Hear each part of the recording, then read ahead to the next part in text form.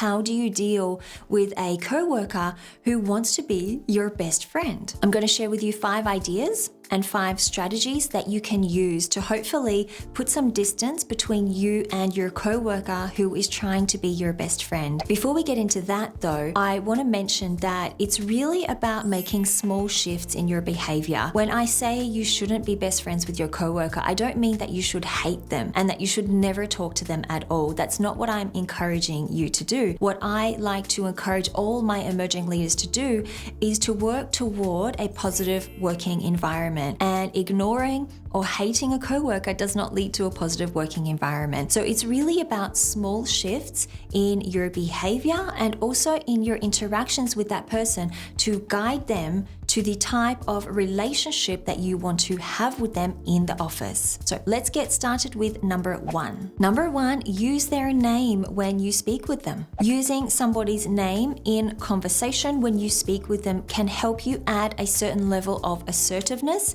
and also distance with the other person. Now, I understand that you may already use their name in conversation in a very friendly, in a very sweet or a very kind way. That's not the tone of voice that I want you to aim for here. I want you to aim for a tone of voice that has a bit more authority. So you can put a bit of distance between you and your coworker. For example, instead of saying, "Jody, can you give me that report?" in a tone of voice that's very sweet or very young or even sing-songy, I want you to adopt a tone of voice that's a lot more assertive and a lot more confident. Say something like this: "Jody, could you give me that report?" Notice the downward intonation at the end of my statements or at the end of my question. It's sharp, it's direct, it's assertive, and it is not sing-songy or sweet. Using people's name in conversation and using it with this kind of tone of voice will help you set a distance between you and your coworker, and that is one small shift that will help you establish you don't want to be best friends with that coworker. Number 2,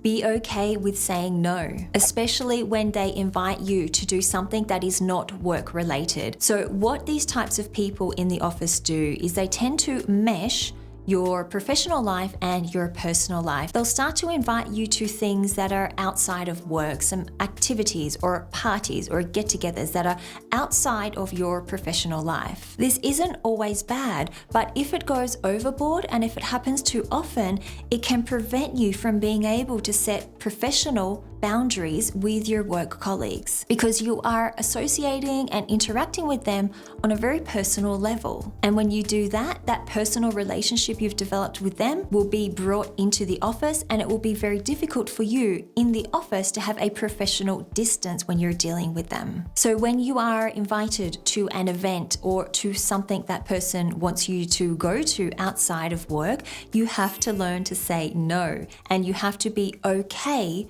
with saying no. This is a really important part of developing your presence as an emerging leader and developing your skills in assertiveness as well. I know it is really uncomfortable to say no to people. I don't like saying no to people either, but I have learned how to do it when I need to or when I want to. For you as an emerging leader, your number 1 priority is your job. That's what you need to think is the most important thing. So if you need to say no to somebody when they invite you to something outside of work, you don't want to go because you know it's going to create difficulty for you in separating your personal and professional life, you need to be able to say no to these invites. Number 3 is start delegating to them more. If you can, start delegating more to this coworker who wants to be your best friend. When you delegate to someone, it puts you in a position of authority, and it puts a nice amount of distance between you and the other person and really sets the expectation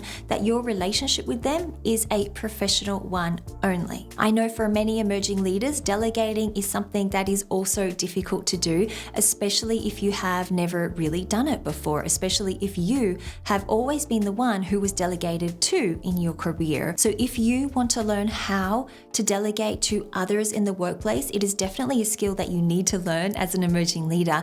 Then check out the video link I will put in the description below about how to to delegate assertively at work. Number 4, use email instead of in-person conversations or phone. The idea of using email instead of in-person conversations or even a phone call helps you put distance and a barrier between you and your coworker who wants to be your best friend. It reduces the intensity of your relationship because you can be very direct, get straight to the point, address the issue straight away in an email. You don't have to worry about casual conversation or a chit chat. You get straight to the point. And this establishes your relationship with that person as a professional one, and you'll be discussing work-related issues only. What you're doing here by moving your interactions with that person from in-person or phone to email is you are setting new expectations with them. Remember, small shifts in your behavior and your interactions with this person. They will pick up on this. They will begin to understand that you only want to interact by email. It is likely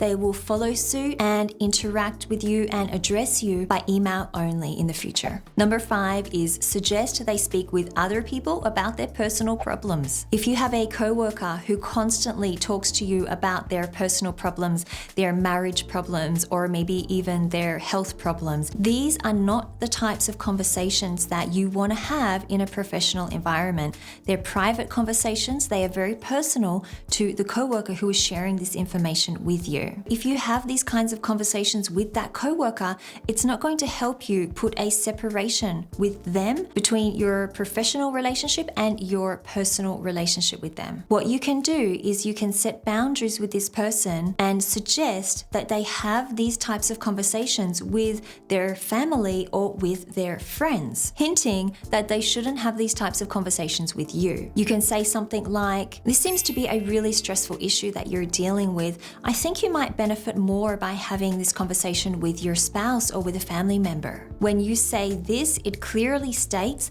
that you are not comfortable having this conversation with this person and you think they should have the conversation with somebody else. For more on difficult conversations, check out last week's video, why you need to have difficult conversations in the workplace. I will link to that in the description below. And if you want to learn more about the importance of being assertive in the workplace, I have another video for you on my channel, which I will also link to in the description below for you. Thank you so much for watching. I hope you enjoyed the tips that I shared with you and the strategies that I shared with you, and I truly hope that they will help you put a distance and a bit of separation with people who are trying to be your best friend in the workplace. Thank you again for watching, and I will see you next week.